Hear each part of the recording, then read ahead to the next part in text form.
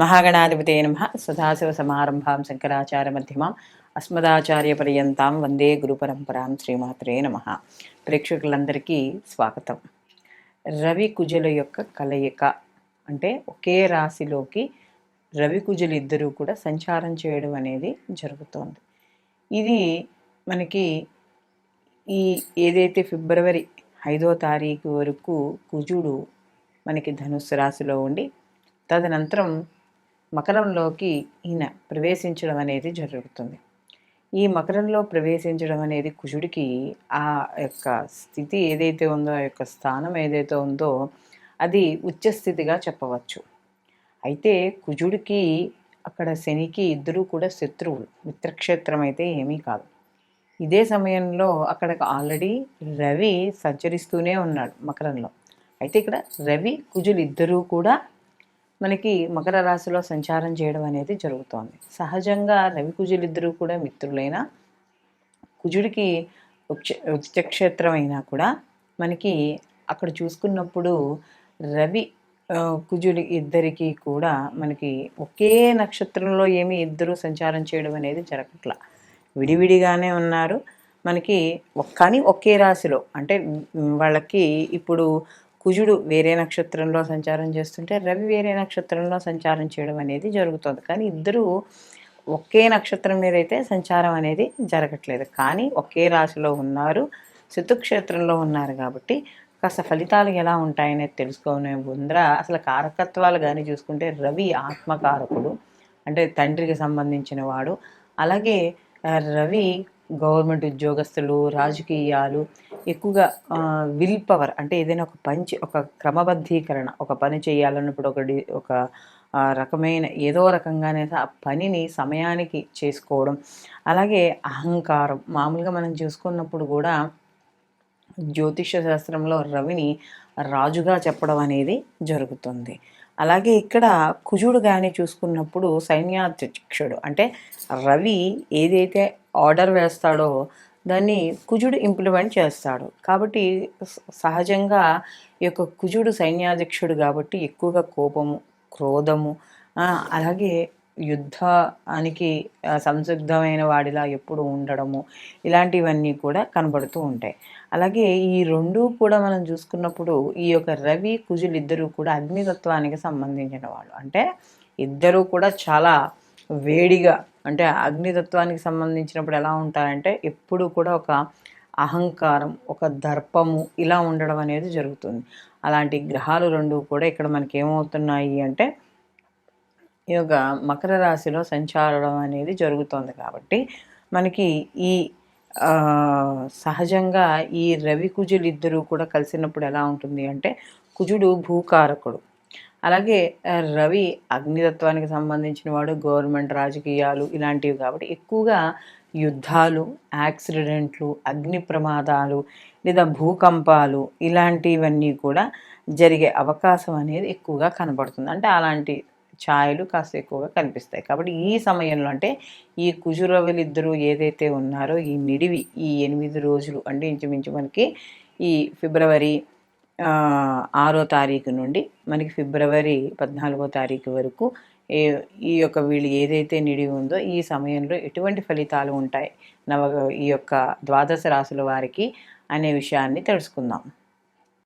తులారాశి వారికి కానీ చూసుకున్నప్పుడు ఈ రవి కుజుల యొక్క కలయిక చతుర్థ స్థానంలో జరుగుతుంది. అంటే అర్ధాష్టమ కుజుడు గాను, అలాగే వీళ్ళకి ఈ యొక్క తులారాశి వాళ్ళకి అర్ధాష్టమ రవి గాను సంచారం ఈ సమయం ఏదైతే మనం చెప్పుకుందో ఈ సమయంలో జరుగుతుంది. కాబట్టి తప్పనిసరిగా ఈ తులారాశి వాళ్ళు ఈ కుజ రవి యొక్క కలయిక వల్ల కాస్త జాగ్రత్తగా ఉండడం అనేది మంచిది. అయితే ఇక్కడ ముఖ్యంగా తల్లి ఆరోగ్య విషయాల్లో ఈ యొక్క తులారాశి వాళ్ళు జాగ్రత్త అనేది వహించాలి. అయితే వీరికి చతుర్థ స్థానం భూములకి సంబంధించింది, అలాగే గృహ సౌఖ్యము ఇలాంటివి కూడా ఉంటున్నాయి. కాబట్టి వీళ్ళకి తప్పనిసరిగా ఈ యొక్క కుజుడు ఉచ్చలోకి వెళ్ళినప్పుడు కాస్త ఆ యొక్క ఏదైతే సంచరిస్తున్న ఏదైతే అక్కడ ఇల్లు ఉందో, అంటే ఆయన భావం ఏదైతే ఉందో ఆ భావం మంచిది కాకపోయినా కూడా వీళ్ళకి అక్కడ ఏదైతే గ్రహం యొక్క స్థానం ఉచ్చస్థానం కాబట్టి, అంటే వీళ్ళకి ద్వితీయాధిపతి అయిన కుజుడు ఉచ్చలో ఉన్నాడు కాబట్టి ధనపరంగా ఎటువంటి ఇబ్బందులు అనేవి అంత పెద్దగా ఏమి ఉండవు కాబట్టి ధనపరంగా అనుకూలంగా ఉండడం అనేది జరుగుతుంది. అలాగే కుటుంబ పరంగా వాటి పరంగా కూడా అనుకూలంగా ఉంటాయి. గృహపరంగాను వాహనాది పరంగాను కూడా వీళ్ళకి అనుకూలమైన ఫలితాలు గోచరించడం అనేది జరుగుతోంది.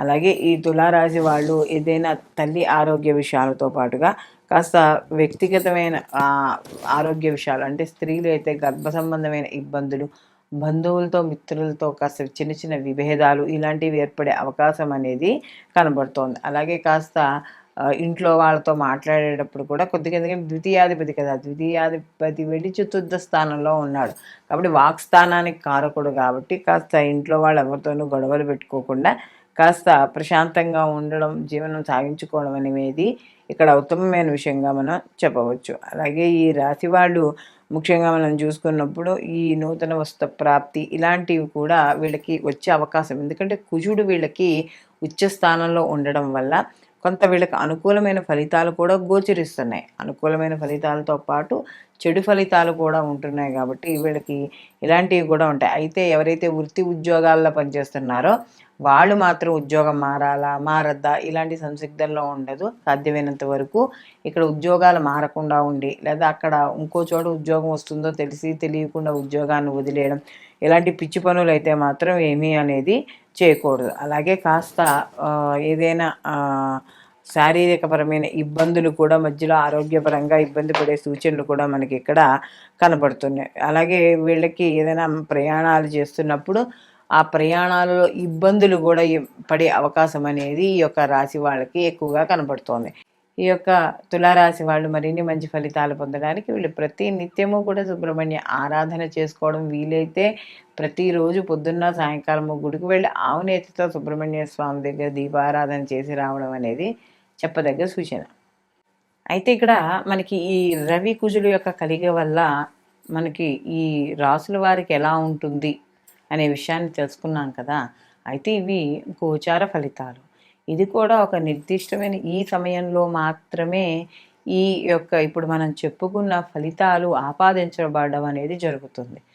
దీనితో పాటుగా మనకి గోచార ఫలితాలతో పాటుగా జన్మజాతక ఫలితాలు కూడా తప్పకుండా పరిశీలనలోకి తీసుకోవాలి. ఎందుకంటే మళ్ళీ జన్మజాతకంలో అక్కడ కూడా వీళ్ళకి రవి కుజులు ఇద్దరు కలిసే ఉన్నారా, లేకపోతే వాళ్ళ యొక్క జరుగుతున్న మహర్దశలు ఏమిటి, ఇవన్నీ కూడా తెలుసుకుని పూర్ణ ఫలితాలని జ్యోతిష్యుడు అనేది చెప్పాలి. అంతేగాని ఇది కేవలం గోచార ఫలితాలలో భాగం కాబట్టి ఇది సూచన ప్రాయంగా చెప్పడం అనేది జరుగుతుంది. అంటే ఈ గ్రహాలు ఇక్కడ కలిసి ఉన్నాయి కాబట్టి ఈ సమయంలో ఇటువంటి పనులు చేయొచ్చు, ఇటువంటి పనులు చేయకూడదు అనేది మాత్రం సూచన ప్రాయంగా చెప్పబడుతుంది. కాబట్టి వీటితో పాటుగా తప్పకుండా మీ ఈ యొక్క జన్మజాతక ఫలితాలు కూడా పరిశీలనలోకి తీసుకుని వాటికి తగ్గ పరిహారాలు కూడా ఎవరైతే సంపూర్ణంగా చేసుకుంటారో వాళ్ళకి ఆ ఫలితాలు, మంచి ఫలితాలు అయితే సంపూర్ణంగా పొందడము, అలాగే చెడు ఫలితాలు అయితే దానికి తగ్గ పరిహారాలు చేసుకోవడం ద్వారా కొంత ప్రతికూల ఫలితాలు తగ్గడము అనేది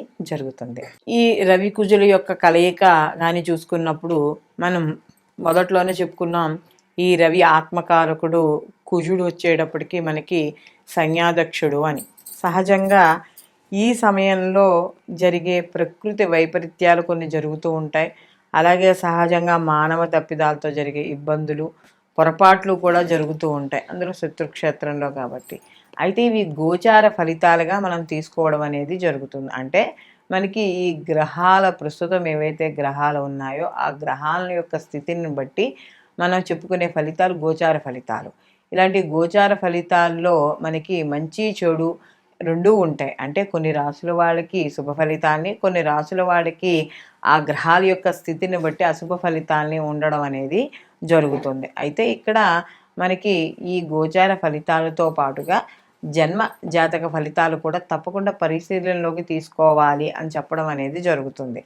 ఎందుకంటే మనకి ఈ గోచార ఫలితాలు కేవలం మనకి ఏదైనా కొంతవరకు సూచన ఇవ్వడం అనేది జరుగుతుంది. అంటే ఈ సమయంలో ఈ పని చెయ్యి, ఈ సమయంలో ఈ పని చెయ్యొద్దు, దీనివల్ల నష్టం జరుగుతుంది, దీనివల్ల లాభం జరుగుతుంది అని గోచార ఫలితాలు కానీ జన్మజాతక ఫలితాలు కానీ చెప్పేది ఒకటే.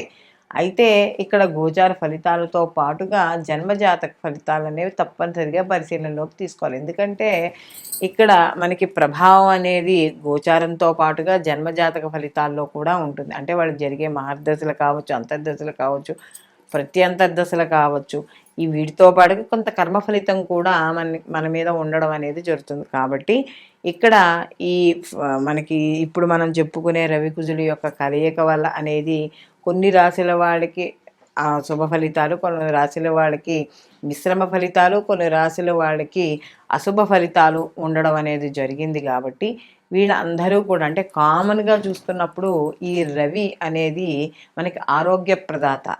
అలాగే మనకి ఈ యొక్క గవర్నమెంట్ ఉద్యోగాలు కావచ్చు, రాజకీయ నాయకులు కావచ్చు, ఏదైనా సరే ముఖ్యంగా మెయిన్ కాన్సెప్ట్ తీసుకున్నప్పుడు ఆరోగ్యకారకుడు. అలాగే కుజుడు కూడా కొంత తన యొక్క ఏదైతే ఈ యొక్క యుద్ధ రంగానికి దీనికి దానికి సంబంధించిన వాడు, దానికి సంబంధించిన వాడు. కాబట్టి ఇలాంటి గ్రహాలు, ఈ 2 గ్రహాల యొక్క కలయిక వల్ల కూడా కొంత చిన్న చిన్న ఇబ్బందులు అనేవి ఏర్పడతాయి. అంటే ఈ ఏదైతే కుజుడికి సంబంధించిన భూముల్లో వ్యాపారాలు కానీ ఇలాంటివి చేసే వాళ్ళందరికీ కూడా కొంత కలిసి రావడం, అంటే ఉచ్చస్థితే కదా, కొద్దిగా కలిసి రావడం అనేది జరుగుతుంది. కాబట్టి మనము ఈ గోచార ఫలితాలతో పాటు జన్మజాతక ఫలితాలు కూడా అందుకనే పూర్తిగా ఎప్పుడైతే తెలుస్తాయో దాన్ని బట్టి మనకి శుభ ఫలితాలు, అంటే ఆ వ్యక్తి జాతకస్తుడు ఎవరైతే ఉన్నాడో ఆ జాతకస్తుడు ఆ సంపూర్ణ ఫలితాన్ని పొందడం. అందులోనూ ఇండివిజువల్ జాతకం చూపించుకున్నప్పుడు ఏమవుతుంది అంటే ఈ గోచారము మరియు ఈ యొక్క జన్మజాతకము 2 క్లబ్ చేసి చూడడం వల్ల జ్యోతిష్యుడు మీకు కరెక్ట్ రెమెడీ చెప్పడం అనేది జరుగుతుంది. అంటే కరెక్ట్గా పరిష్కార మార్గాలు చెప్పడం ద్వారా మీరు ఏవైతే ప్రయత్నాలు చేస్తున్నారో కార్యక్రమాల కోసం అవన్నీ సరియైన సమయానికి మీరు పొందడం అనేది జరుగుతుంది. సర్వేజన సుఖినో భవంతు, లోకా సంస్థ సుఖినో భవంతు.